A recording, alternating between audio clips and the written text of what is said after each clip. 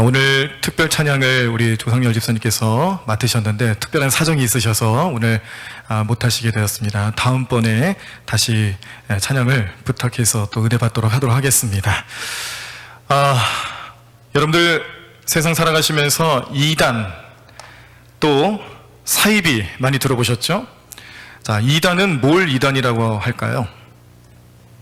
네, 이단은 뭘 이단이라고 우리가 부르죠? 네, 좀 머릿속에 이제 개념은 있으실 텐데 저렇게 정확하게 정의를 좀 내리시기가 조금 어려우실 수도 있겠습니다. 네, 그래서 제가 사전적인 의미를 좀 찾아보니까, 자, 우리가 보는 성경 그리고 정통 교리를 변질시키거나 다른 교리를 주장함으로써 교회의 하나됨을 파괴하고 신자들을 미혹하는 사람과 집단을 이단이라고 합니다. 네, 다시 한번 말씀드리면 성경과 정통 교리를 변질시키거나 다른 교리를 주장함으로 교회의 하나됨을 파괴하고 신자들을, 성도들을 미혹하는 사람과 집단을 이단이라고 말합니다. 자, 그러면 사이비는 뭘까요? 사이비. 또 이것도 역시 좀 마음속에서 어떻게 좀 생각은 나는데 뭐라고 설명할 길이 없죠. 이단도 사이비랑 같은 것 같고, 근데 사이비라는 다른 표현을 쓰는 게 왜 그럴까? 네, 궁금하셨는지 모르겠습니다.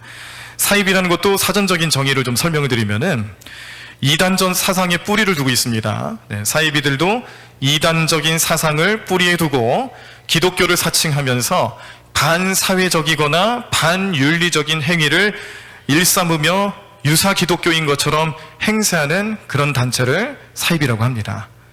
그러니까 이단과 사이비는 어찌 보면은 뗄래야 뗄 수 없는 관계죠.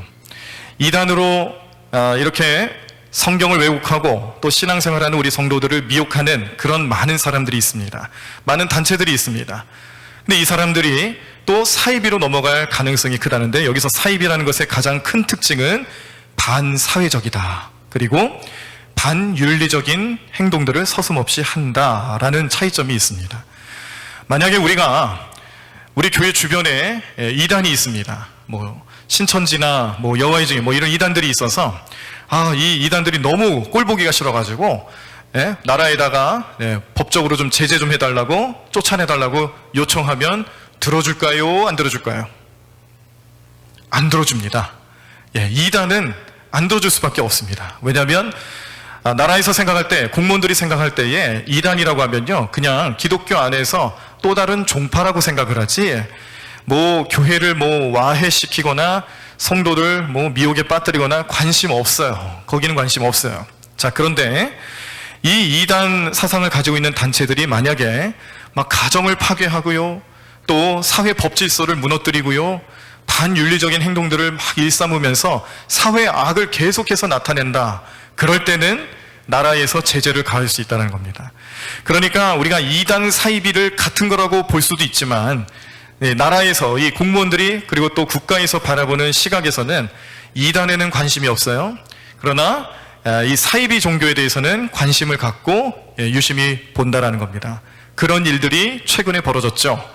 얼마 전에 이제 코로나 사태가 한참 심각해졌을 때에 그때 신천지 무리들이 그 중심에 있다 보니까 이 신천지가 전에는요, 그냥 이단 중에 하나로만 여겨져서 사실 나라에서 관심이 없었습니다.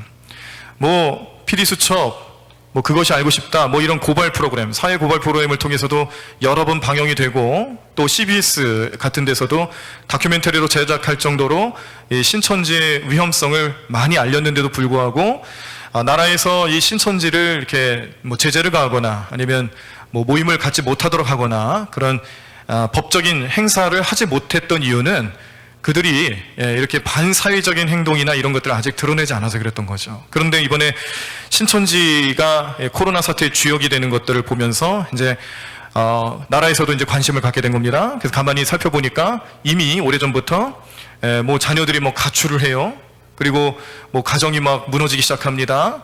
그리고 재산을 팔아서 또 이렇게 거기 자기들이 몸담고 있는 교회에다 바친다든지, 이런 어떤 사회에서 봤을 때도 큰 문제라고 생각되는 모습들을 이 조사하는 과정에서 하나하나씩 밝혀내기 시작을 했습니다. 그러면서 이제 이 신천지에게 법적인 제재를 이제 본격적으로 가하게 됐죠.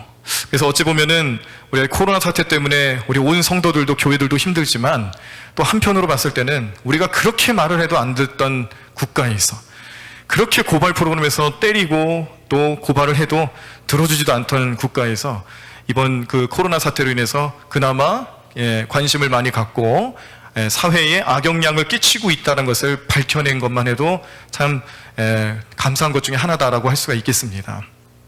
자, 이렇게 사이비성을 가지고 있다는 것은 반사회적인 그리고 또 반윤리적인 행동을 하기 때문에 그렇다라는 거예요.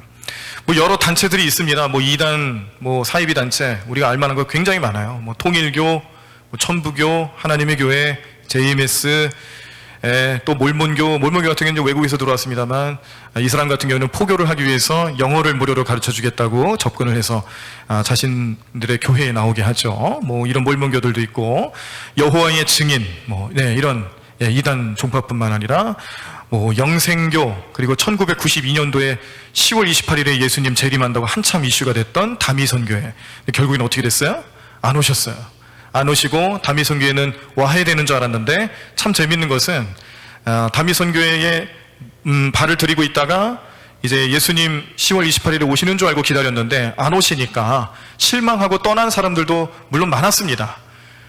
다 떠날 줄 알았어요. 그런데 남아있는 사람들이 있어요. 왜 남아있는지 물어보니까 언젠가 오신다는 거예요. 언젠가 오실 거니까 자기네들은 그날을 기다리겠다라는 거죠. 아마도 이 다미선교회를 이끌어가는 자기네 교주가 좀 실수한 것 같다. 그러면서 이상한 말을 하면서 거기를 떠나지 못하고 그대로 머물고 있는 사람들을 많이 볼 수 있었습니다. 또 이런 사이비 종파도 있죠. 뭐 구원파. 지난번 이 세월호 사건 때문에 이 구원파도 굉장히 유명해졌죠. 뭐 할렐루야 기도원. 할렐루야 기도원도 이 신유은사 때문에 굉장히 유명했던 기도원입니다. 그런데 나중에 이제 어떤 일이 벌어지냐면 이제 신유은사고 뭐고 거기서 영아들, 어린이들도 안수를 받는데 얘네들이 매독에 걸린 거예요. 영아들과 어린아이들이 매독, 성병에 걸렸다라는 겁니다. 그래서 이거를 어찌된 일인가 이제 조사를 해보니까 할렐루야 기도원을 방문을 했는데 신유은사가 나타나지 않을까 어떤 행태를 벌였냐면은 사람들 아픈 곳을 이제 안수해주고 기도하는 게 아니고요. 거기를 이제 상처를 이렇게 내는 거예요. 손가락으로, 손톱으로 상처를 깊이 냅니다. 그 피가 나요. 이게 안수받았다라고 하는 거예요. 이런 행태를 했던 거예요. 그러는 와중에 그 성병은 어떻게 옮겨졌냐면 아마도 성병에 걸렸다는 걸 숨긴 어느 누군가가 거기서 그렇게 기도를 받았겠죠. 긁힌 거예요. 손톱으로. 그리고 그 똑같은 손톱으로 여기 병균이 묻어있는 손톱으로 아이를 만진 겁니다. 아이를 긁고 영아를 긁고 그래서 그 조그만 아이들이 매독에 걸려가지고 성병에 걸려가지고 병원 치료받고 이게 이슈가 돼가지고 막 한참 떠들썩했던 적이 있었어요. 이단 사이비 특징이죠. 뭐 아까 말씀드린 신천지 말할 것도 없고요.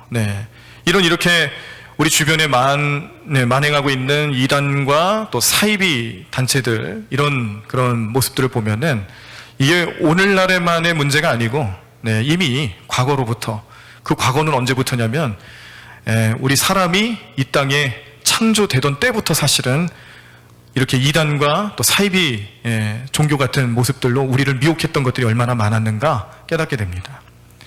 하나님께서 우리를 하나님의 형상을 따라 창조하셨는데 하나님과 함께 살고 하나님의 말씀대로 살고 또 하나님의 나라에 합당한 자들로 살아가야 되는 우리의 삶을 넘어지고 죄짓게 하고 또 하나님과 함께 살지 못하도록 마귀는 우리를 찾아왔죠.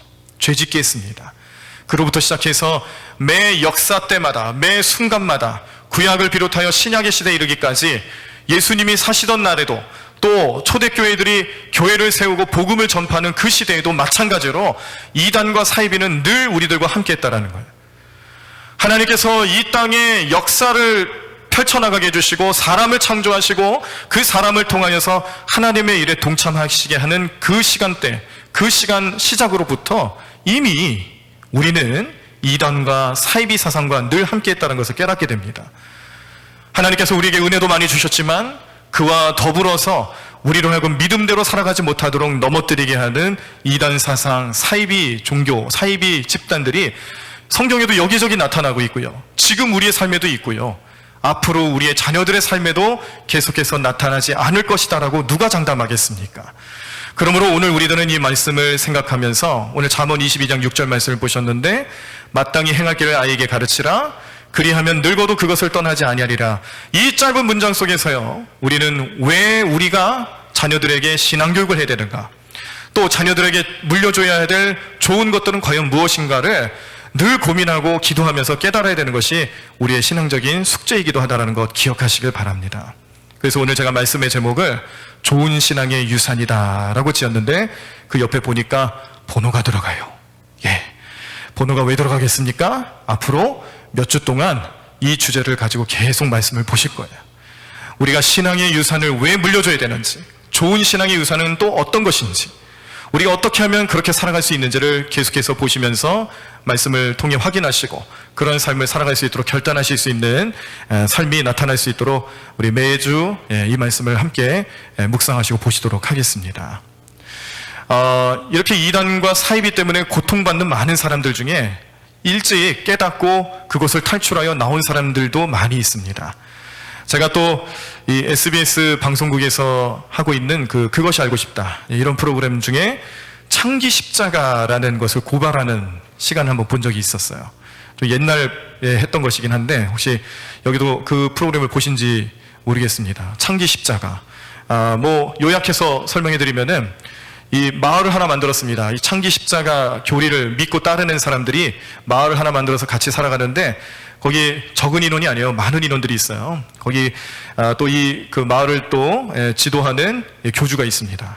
근데 이 교주의 이런 이론이 뭐냐면 이 모든 사람들은 창기와 같이, 창녀란 뜻이죠. 창기와 같이 이렇게 음행을 저지르는 그런 타락한 존재들이다. 그런데 이 창기들이 정확한 지휘를 얻고 다시금 회복이 되기 위해서는 결혼을 해야 된다. 그럼 누구랑 결혼을 해야 되느냐? 그 창기 십자가 마을, 그 마을을 이끌어가는 나와 결혼을 해야 된다. 교주와 결혼을 해야 된다는 거예요. 그러니까 교주가 이것을 빌미로 해가지고 그 마을에 있는 어린 소녀들, 여자 청년들, 어마어마하게 그렇게 성추행을 하는 거예요.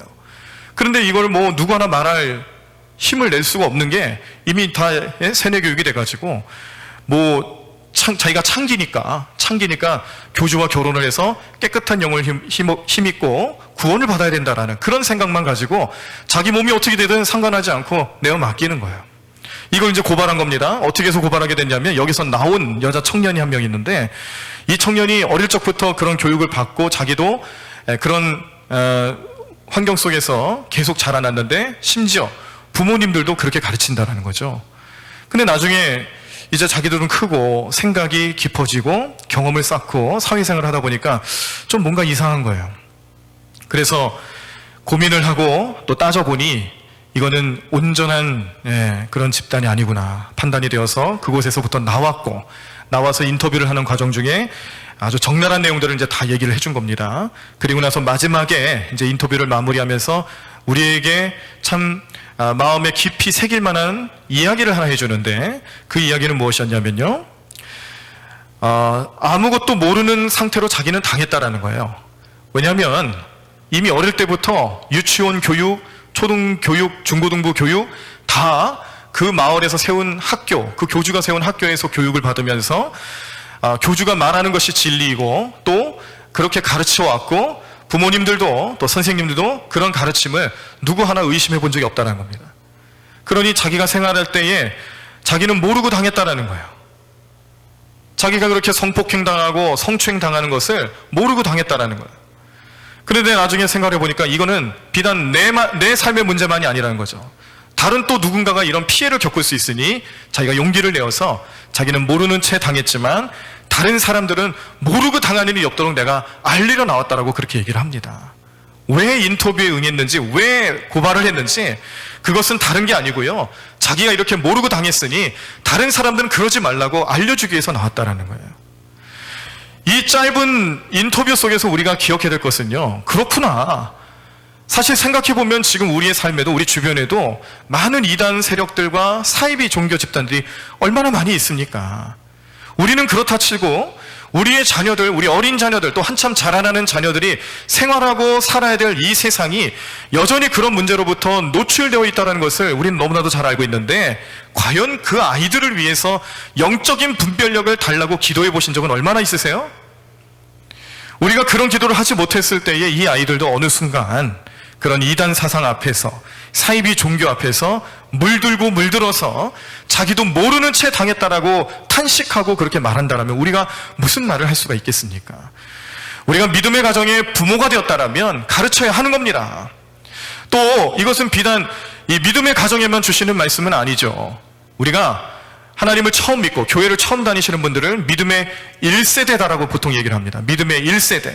자, 그러면 우리가 이 믿음의 1세대들을 통해서 하나님의 말씀을 또 전달받고 교육을 받는 다음 세대들은 믿음의 2세대, 3세대도 나타나겠죠.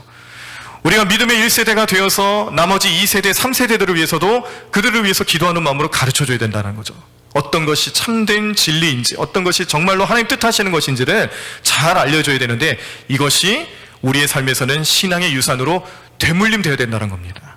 신앙의 유산으로 넘어가야 된다는 겁니다. 그래서 오늘 우리는 이 목적을 가지고요, 기도할 때 이렇게 기도하셔야 돼요. 지금까지는 우리가 자녀들을 생각하면 주로 이런 기도하셨죠. 하나님, 우리 아들, 딸들이 좋은 대학 가게 해주세요. 이런 기도 많이 하셨죠. 그리고 또 어떤 기도예요? 대학을 이제 졸업할 때쯤 되면은 우리 아들, 딸들이 좋은 직장 들어가게 해주세요. 또 직장을 이제 잘 취직하고 돈도 잘 벌고 그러면 어떤 기도합니까? 이제는 좋은 사람 만나서, 좋은 배우자 만나서 행복하게 살게 해주세요. 그렇게 기도하는 것이 우리 보통 우리 부모님들이 하는 빠짐없이 나오는 기도 제목들 중에 하나잖아요. 근데 거기다가 멈춰서는 안 된다는 겁니다. 우리가 무슨 기도를 더 해야 되냐면, 이 자녀들이 자라면서 좋은 대학 가는 것도 좋고요, 또 직장도 잘 가면 더 좋죠. 결혼도 잘해야죠. 그런데 그것만 가지고 만족할 것이 아니라 이 아이들이 이 세상을 살아가면서 이 아이들을 찾아올, 이 아이들을 넘어뜨릴 많은 이단 사상과 사이비 종교 앞에 쉽게 무너지지 않도록 하나님 그 아이들의 삶 속에, 우리 자녀들의 삶 속에 영적인 분별력과 지혜를 달라고 기도하셔야 됩니다. 항상 우리의 기도 제목 가운데는 이 내용이 빠져서는 안 된다는 거예요. 이게 우리가 신앙의 좋은 신앙의 유산을 물려주기 위한 첫걸음이에요. 네. 그래서 가정들마다 우리 자녀들을 데리고 양육하고 교육을 시키고 또 여러 가지 좋은 것들을 이렇게 제공해 주는 과정에서 우리가 돈도 투자 많이 하시고, 또 자녀들에게 좋은 거라면은 먹을 것부터 시작해서 뭐 체험하는 것, 뭐 유학 가는 것, 또 어학연수, 뭐 이런 여러 가지 좋은 것들을 해주기 위해서 얼마나 많이 노력하십니까?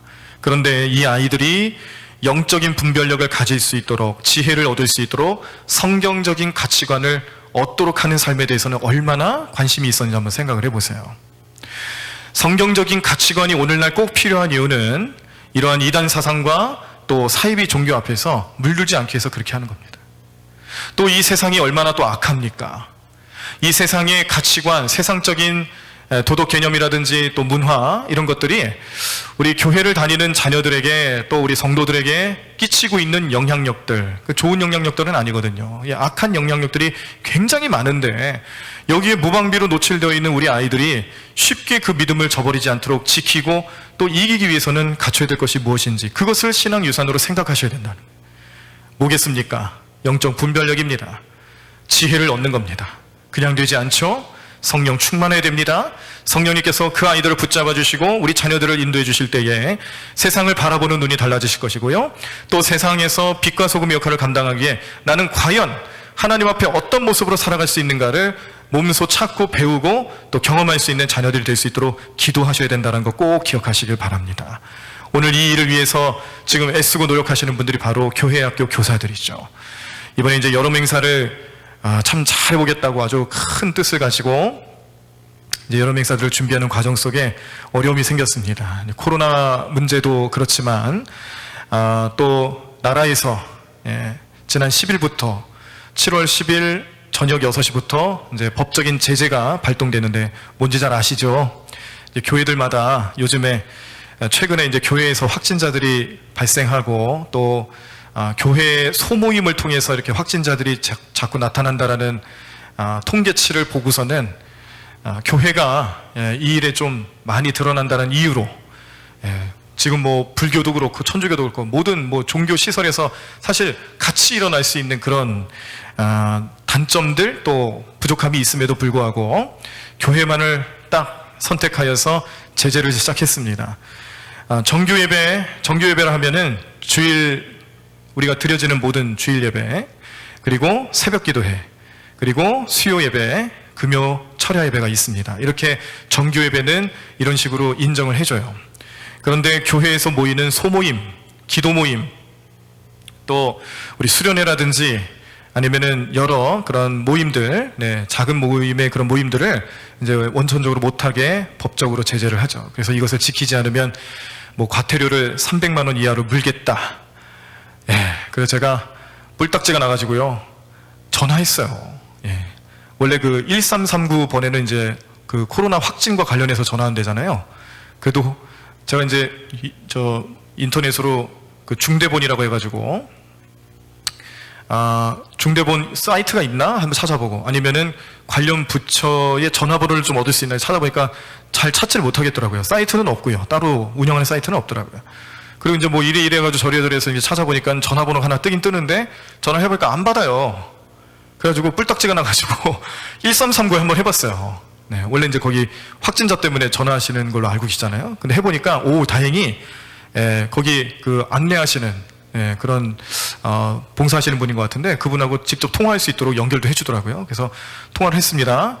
그래서 아니 뭐 이렇게 나라에서 정규 예배를 이외에 다른 거 모이지 말라고 하던데 그러면 정규 예배가 뭐냐, 어떤 것까지 정규 예배로 생각해야 되느냐. 왜냐면요 우리 교회학교 같은 경우는 교회학교도 정규 예배처럼 드리잖아요. 근데 교회학교는 우리처럼 뭐 이렇게 얌전히 앉아서 예배 드립니까? 아니에요. 뭐 뛰어다니고 난리 납니다. 막 찬양 부르고 뭐 율동하고 게임하고 이게 걔네들 예배예요. 그런데 우리는 그걸 예배로 생각하는데 나라에서 만약에 이걸 빌미로 삼아서 이거 예배 아니다, 이거 무슨 행사다 이렇게 또 바라보기 시작하면은 뭐 과태료 물른다고 할 때 우리가 할 말이 없거든요. 그러니까 저 기준도 애매모호하고 뭔가 좀 잘못되어지는 것 같아가지고 물어봤습니다. 그랬더니 얘기를 해주더라고요. 정규 예배는 아까 말씀드린 것처럼 주일 예배, 새벽 예배, 수요일, 금요일 이렇게 정규 예배고, 그리고 이 소모임이라는 것과 또 소모임을 만약에 주일에 예배 형식으로 하게 됐을 때 그럼 어떻게 되는 거냐 했더니 대답을 못해요. 대답을 못하더라고요. 자기도 뭐 그 지침을 내려받은 지 얼마 되지도 않았고 또 이것을 또 각 지자체별로도 해석이 좀 다를 수도 있어가지고 지금 뭐라고 얘기를 못하겠다 그렇게 발뺌을 하더라고요. 그래서 알겠다고 했어요. 그리고 나서 이제 주변에 우리 목사님, 다른 목사님들이나 또 기사가 올라오는 것들을 이렇게 토대로 해서 보니까 결국에는 그겁니다. 그냥 정규 예배만 잘 드리고 다른 모임 절대 하지 말라는 거예요. 주중에 모이지 말라는 거죠. 근데 우리가 어찌 이런 것들을 그냥 가만히 볼 수 있나요? 그 세상적인 가치관을 놓고 교회를 판단하려 할 때 우리가 그게 수용할 수가 있나요? 못하죠. 근데 여기에 이제 또 쉽게 노출되는 것이 우리 자녀들입니다. 자녀들은 이 모습을 보면서 무슨 생각을 하겠어요? 교회는 코로나의 온상인가? 교회 나가면 무조건 코로나 걸리나? 이런 마음을 너무 쉽게 가진다는 겁니다. 아니죠. 교회에 코로나 확진자가 왔으니까 문제가 되는 거지 그 전까지는 문제가 하나도 없거든요. 그래서 방역 얼마나 잘합니까? 우리 교회도 매일 그렇게 방역하고 또 예배 드릴 때마다 온도 체크하고 명단 작성하고 잘 해왔거든요. 저는 그래서 우리 교회는 대광교회는 코로나 청정교회다라고 이렇게 마음속에 자부심을 가지고 자랑도 하고 다니는데 왜 모든 교회를 그렇게 나쁜 모습으로 보고만 있을까? 거기에 우리 자녀들은 어떤 마음을 가질까?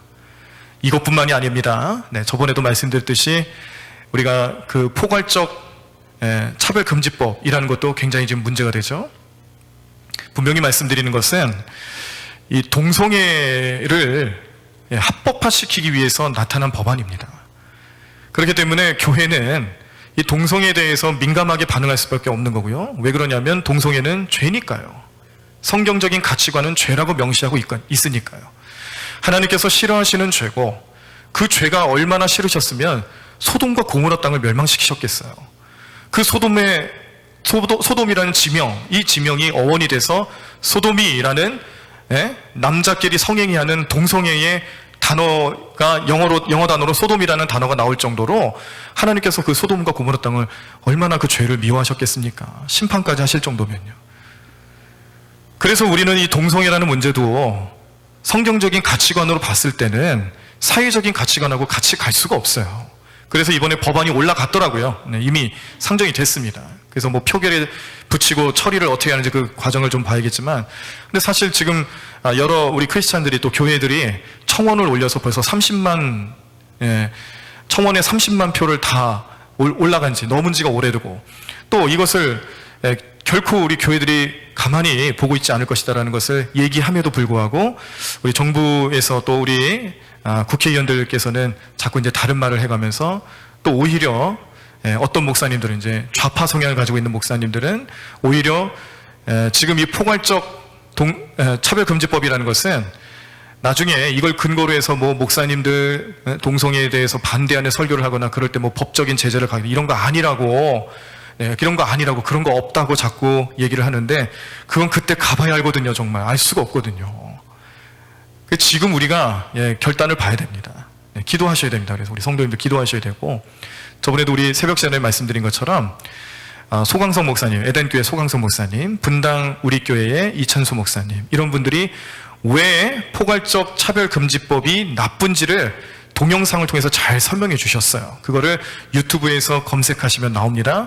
그리고 또 유튜브 검색하는 게 좀 어려우시면 우리 교회 홈페이지에 영적 성장을 위한 우리 영상 자료들이라고 되어 있는 게시판에 다 링크를 걸어놨으니까요. 한번 보세요. 제가 저번에 이제 새벽 기도 때 그 얘기를 해드리고서는 얼마나 보셨나, 이 조회수, 교회 홈페이지도 조회수가 나오거든요. 봤는데 한 분도 안 보셨어요. 한 분도 안 보셨어요.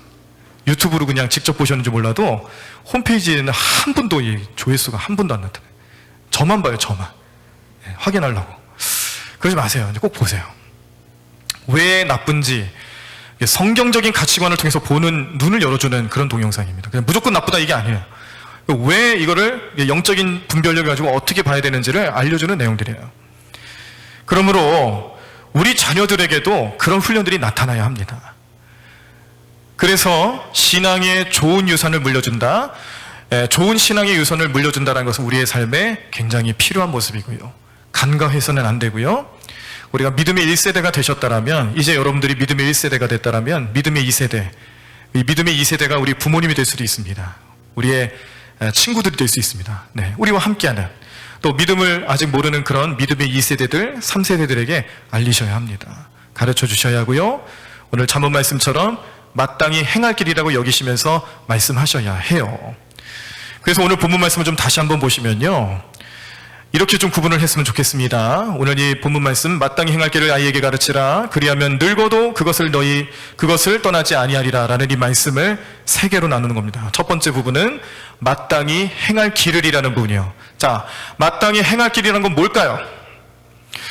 오늘 이 잠언 말씀을 통해서 우리에게 주시는 하나님의 뜻은 과연 무엇일까요? 마땅히 행할 길은 어떤 걸 말하는 걸까? 마땅히 행할 길이라는 것은요, 제가 처음에도 말씀드렸듯이 이미 이 땅에 인간의 역사가 시작된 이래로 늘 함께하고 있는 우리를 넘어뜨리려는 세력들, 우리를 믿음대로 살아가지 못하도록 넘어뜨리려고 하는 그런 악한 세력들이 만들어내는 그런 반기독교적인, 또 반성서적인 그런 잘못된 모든 것들을 깨우치기 위해서 주시는 기본적인 신앙생활입니다. 기본적인 말씀의 내용들입니다. 그래서 그 세대 때마다, 모든 세대마다 우리 각 세대별로 우리를 넘어뜨리려고 했던 악한 세대들을, 악한 영향력들을 대적하고 또 이기기 위해서 우리가 가지고 있어야 될 기본적인 그런 믿음 생활들, 진리들, 이런 것들을 마땅히 행할 길이라고 말씀해 주시는 거예요. 성경이 그것이 되겠죠. 또 우리의 신앙생활, 또 영적인 체험, 성령 충만함으로 살아가는 그 삶이 우리의 삶에 또 마땅히 행할 길이 될 수 있습니다. 자, 그러면 두 번째는 아이에게 가르치라라는 부분이에요. 성경에서 아이라고 표현됐을 때는요, 순수함과 또 때묻지 않는 그런 것들을 표현하는 경우도 있지만, 대체로 아이들이라고 표현됐을 때는 신앙적으로 성숙하지 못한 사람들을 지칭하는 말입니다. 그러니까 아이에게 가르치라고 했을 때, 마땅히 행할 길을 아이에게 가르치라고 했을 때 그것을 꼭 아이들에게만 가르치라는 얘기가 아니라는 거예요. 누구에게도 가르쳐야 되냐면 우리 나이가 있으신 분들도, 또 어르신들도, 또 이미 장성한 그런 사람들도 다 가르침을 받아야 된다는 것을 잊지 마시길 바랍니다. 왜냐하면 마지막 부분, 그리하면 늙어도 그것을 떠나지 아니하리라, 이런 말씀 속에 이 늙어도라고 표현되어 있는 단어, 히브리어 원문을 가만히 보시면 자켄이라는 말을 쓰는데요. 이건 동사입니다. 자켄이라는 동사의 원래 뜻은 어떤 뜻을 가지고 있냐면 그냥 늙다, 늙었다, 이게 아니고요, 늙어가는 과정 중에 있다라는 말씀의 뜻이 있어요.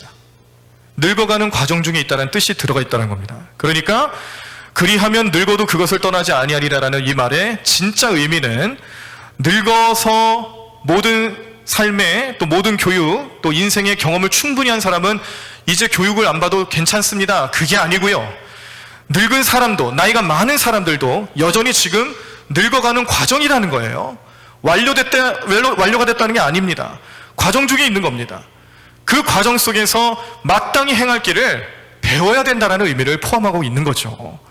그러므로 오늘 우리 잠언 22장 6절 말씀은요, 오늘 우리 교회에 어린 자녀들로부터 시작해서 이제 모든 우리 어른들까지 세대를 다 포함해서 하나님이 우리에게 주시는 명령이에요. 우리는 마땅히 행할 길을 어릴 때만 배우는 게 아니고요, 커서도 배워야 되고요, 늙어서도 배워야 된다는 것을 이 잠언 말씀 속에서는 우리에게 알려주고 있는 것입니다. 그러므로 우리 부모는요, 우리가 부모로서 자녀를 또 이렇게 신앙적인 가치관, 또 좋은 신앙의 유산을 물려주시려 할 때에 자녀들을 대상으로 삼을 수도 있지만, 또 하나는 믿음이 연약한 사람들이 있잖아요. 그리고 신앙의 2세대들, 3세대들이 있잖아요. 이 사람들은 연령하고 관계가 없습니다. 믿음이 좋은 사람이라고 해서 나이가 많은 사람도 아니고요, 나이가 어리다고 해서 믿음이 연약한 것도 아닙니다. 어떤 때는 우리들의 자녀들이 믿음이 훨씬 좋을 때도 있어요. 그러니까 믿음이 좋은 사람들의 입장에서 봤을 때에 믿음이 연약한 사람들도 아이처럼 보일 수 있는 것이고요, 이 마땅히 행할 길을 받아야 될, 가르침을 받아야 될 대상이 될 수 있다는 것을 깨달으셔야 합니다. 또한 무엇이 있겠습니까? 믿음의 1세대들이 있어요. 그러면 2세대들과 3세대들은 1세대들이 가지고 있었던 이 믿음의 좋은 신앙 유산들을 2세대들이 물려받고요, 그들은 그들의 3세대들에게 또 신앙의 좋은 유산들을 물려주어서 이것이 세대와 세대를 거듭할수록 끊임없이 나타나는 하나님의 역사심으로 나타나야 된다는 것을 기억하시고 이런 삶을 살아갈 수 있도록 오늘 저와 여러분들은 결단하셔야 합니다. 오늘 이 말씀을 기억하시면서 어떻게 살아가야 될지를 결단하셔야 되는데, 자, 이렇게 살아가셨으면 좋겠어요. 첫 번째는 내 안에 주님만 모시면서 살아가는 거예요. 내가 주님만 내 안에 모시면서 살아가면 그 모습을 우리 자녀들이 봅니다. 우리 믿음의 2세대들이 봅니다. 믿음이 연약한 사람들이 봅니다. 믿음을 잘 지키고 또 믿음의 부모님들, 믿음의 1세대들이 그 안에 주님만 모시는 삶, 내 안에 주님만 모시는 삶을 살아가면 어떤 삶의 모습으로 살아가는지를 본다라는 거예요. 어려움 당했을 때 뭘 했는지, 슬픔 당했을 때 어떻게 했는지, 마음의 어려움과 큰 환난 가운데 놓여 있을 때는 또 어떻게 살아갔는지를 그 다음 세대들, 또 연약한 믿음을 가진 사람들, 우리의 자녀들이 본다는 거예요. 어떠한 순간에 임한다 할지라도 내 마음속에 주님을 모시고 살아가는 우리의 부모님처럼, 그 마음속에 하나님을 모시고 살아가는 우리의 신앙의 1세대들처럼, 마음속에 주님만 모시고 살아가는 믿음 좋은 우리의 신앙의 선배님들처럼 나도 그렇게 살아가겠노라라는 결단이 그 순간 나타나게 되는 겁니다. 자, 두 번째, 우리는 어떻게 또 이 신앙의 유산을 물려주기 위해서 우리의 삶을 살아갈 수 있을까? 두 번째 모습은 내 안에 계신 주님을 예배하며 살아가는 겁니다. 자, 주님을 내 안에 모셨습니다. 내 안에 모신 주님을 왜 모셨는지를 보는 거예요. 주님이 내 안에 계시면, 내 안에 계시면서 나를 성전으로 삼으신다는 거 기억하시죠? 내 안에 계신 주님께서 내 안에 임하시면서 나의 예배의 대상이 되시고 나를 성전으로 삼으시면서 나를 이제 구별된 삶으로 이끌어 주시는데, 그 모습 속에서 우리는 잊지 말아야 할 것, 내가 예배자다라는 사실입니다. 하나님께서 우리 그 요엘 선지자를 통해서 하나님이 여러 가지 환상과 또 그 깊은 뜻을 알려주시고 또 말씀해 주실 때에 이 성전에 대한 또 성전이 어떤 것인지에 대한 설명을 주시는 말씀 속에서 하나님께서 정말 중요하게 주시던 말씀이 뭐냐면, 건물로서의 이 성전이 완성되는 게 중요한 게 아니라 이 성전 안에 하나님의 영이 들어와 그 영이 성전에 임할 때에 비로소 성전이 된다는 것을 말씀하고 계십니다. 오늘 우리들이 예배하는 이 자리도 하나님께서 이 자리에 계시지 않으면 여길 성전이라고 말할 수 없죠. 그냥 건물인 거예요. 교회라는 건물로만 남습니다. 그런데 하나님이 이 자리에 함께 하시고 하나님께서 우리의 모든 예배를 받으시고 임재를 경험하기 시작하면 그때서 비로소 이 건물은 성전으로서의 역할을 감당한다. 예배하는 자리가 성전이고 임재의 자리가 성전이라는 것을 기억하실 때에 우리의 마음속에 임하시는 하나님이 우리의 예배를 받으시고 또 우리가 하나님을 예배의 대상으로 삼기 시작하는 그 순간부터 우리는 성전으로서의 삶을 살아갈 수 있는데, 이것이 나타날 수 있는 비결은 바로 예배드리는 삶을 살아갈 때 가능하다는 겁니다. 그러므로 우리는 예배를 소중하게 생각해야 하고요, 또 이 예배를 통하여서 하나님께 더욱더 가까이 갈 수 있는 우리의 삶이 나타나셔야 될 줄로 믿습니다. 자, 그런데 한 가지 더 중요한 사실이 있어요. 세 번째 사실은 뭐냐면 주님의 음성을 들어야 되는 거예요. 내 안에 주님이 계시고 내가 그 주님을 예배하는 삶을 살아가면서도 그냥 내가 주님 앞에 내가 할 말만 다 하고 듣지 못하는 삶을 살아간다면 무슨 소용이 있겠습니까? 주님의 뜻을 알 수가 없죠. 분별력을 얻을 수 없습니다. 지혜를 얻을 수 없습니다. 그러므로 듣는 삶이 필요한데, 하나님께서 그 삶을 우리에게 허락하시기 위해서 우리에게 영이 잘 되는 삶을 살아가라고 주시는 말씀이 있어요. 요한 3서 1장 2절 말씀인데요, 여기 보면은 이런 말씀을 주십니다. 내 영이 잘됨 같이 범사가 잘 되고 또 어떻게 되는 거예요? 강건하기를 내가 간구하노라. 그러니까 이 말씀을 보시면서 우리는 무엇을 깨닫냐면, 이 세 가지, 영이 잘 되는 것과 범사가 잘 되는 것과 강건한 삶을 살아가는 것, 우리에게 참 중요한 모습들인데, 그런데 이 과정 속에서 하나님께서는요 영이 잘 되는 삶을 최우선으로 여기고 계시는구나. 그럼 영이 잘 되는 삶은 무엇일까? 우리가 영이 잘 되는 삶을 살기 위해서 기억해야 될 것, 먼저 기도 생활입니다. 기도를 열심히 하셔야 해요. 기도는 우리 힘으로 되지 않습니다. 우리가 혼자 하려면 반드시 어려움이 따릅니다. 그래서 성령님께서 도와주셔야 하고, 또 기도를 우리 스스로 하는 것뿐만 아니라 우리 가정에서 또 우리가 사는 현장에서 그렇게 하는 것도 사실은 쉽지 않습니다. 어렵습니다. 그래서 교회 와서 기도하는 거예요. 교회 오셔서 시간을 정하고 또 하나님 앞에 기도하는 삶, 교회에서 따로 장소를 정해서 기도하는 것이 왜 중요하냐? 우리가 혼자 하기 어렵기 때문에 그렇다라는 거죠. 그래서 새벽 기도도 하시는 거예요. 우리의 하루의 첫 시간을 하나님 앞에 기도하며 그렇게 기도로 나아가는 삶을 살아가는 것, 하나님 뜻에 살아가기 위한 우리의 능력이 나타나기 위해서는 우리 스스로 할 수 없기 때문에 교회에 오셔서 그 첫 시간을 또 새벽 기도로 지내시게 되는 겁니다. 자, 말씀도 또 열심히 들으셔야 합니다. 말씀을 가까이 하고 그 말씀이 뜻하는 바를 깨닫고 알기 위해서 우리는 날마다 정해진 성경 본문을 빠짐없이 읽으셔야 하고요, 또 성경 통독을 통하여서 하나님이 우리에게 주시는 그 말씀의 전체적인 의미와 세부적인 의미들을 우리의 삶 가운데 잘 적용하시고 또 말씀대로 살아갈 수 있는 결단도 나타나셔야 합니다. 그 말씀 처음에는 그저 책 읽는 것처럼 느껴질지 모르겠는데, 나중에 시간이 지나면서 성령님이 도와주시고 또 말씀을 가까이 하는 삶을 살아가다 보니 어느 순간 이제 성경이 나에게 말을 해요. 내가 어려움 당할 때 그 말씀에, 그 상황에 꼭 맞는 말씀을 주세요. 말씀을 외우게 됩니다. 외운 말씀이 내 머릿속에서 계속 생각이 납니다. 내 삶의 지표가 되게 하시고 내 삶의 영적 능력이 되게 하시는 말씀으로 다가오는데, 이것이 결국에는 말씀이 육신이 되어서 우리의 삶에 그렇게 우리와 인격적인 만남을 나누시고 우리를 구원해 주시고 말씀으로 살아가게끔 인도해 주시는 예수님의 은혜였다라는 것을 깨닫게 되죠. 그래서 우리는 말씀도 늘 가까이 하는 삶을 살아가셔야 합니다. 자, 세 번째, 찬송이 넘치셔야 합니다. 찬송. 찬양은요, 우리가 좋아하는 찬양도 있고 싫어하는 찬양, 싫어한다기보다는 잘 안 부르는 찬양, 그런 찬양들이 있을 텐데, 좋아하는 찬양들 한번 좀 뭐가 있는지 한번 생각을 해보세요. 그래서 그 좋아하는 찬양을 날마다 좀 불러보시기도 하고 가까이 하시는데, 거기서만 멈추지 마시고 요즘 또 유튜브 보시면은 우리 젊은 세대들이 또 우리 자녀들이 즐겨 부르고 가까이 하는 찬양들 요즘 많이 나타납니다. 볼 수 있습니다. 여러분 들으세요. 여러 번 듣고 그러다 보면은 이렇게 우리가 교회에서 예배 드릴 때 가끔 가다가 우리 찬양 인도하시는 사람들이 요즘 찬양 말고, 옛날 찬양 말고 요즘 찬양을 부를 때가 있잖아요. 그럴 때 어려워하지 않고 평소에 들었던 찬양이 생각난다라는 거예요. 같이 찬양 부를 수 있습니다.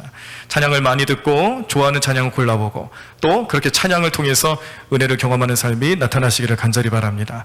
마지막으로 헌신하는 삶을 통해서 우리 영적인 삶이 잘 될 수 있습니다. 헌신하는 삶이라는 것은 우리가 가진 것을 통해 하나님께서 우리에게 주신 것을 통해 하나님을 기뻐하시는 일에 쓰임받는 일이죠. 그것이 때로는 우리의 달란트가 될 수 있고 우리의 시간, 우리의 건강, 또 우리의 삶의 여러 가지 모습도 될 수 있습니다. 우리에게 주신, 하나님께서 우리에게 주신 것들, 우리의 소유도 될 수 있고 이런 모든 것들을 통하여서 우리가 헌신하는 삶을 살아갈 때에 이렇게 헌신하는 삶에 하나님 주시는 은혜가 넘쳐나게 된다는 것을 기억하시고 이것이 우리의 삶의 영적인 삶에 우리가 꼭 기억하고 또 영이 잘 되는 삶을 위해서 살아가셔야 될 모습으로 아시고 결단하시기를 간절히 바랍니다.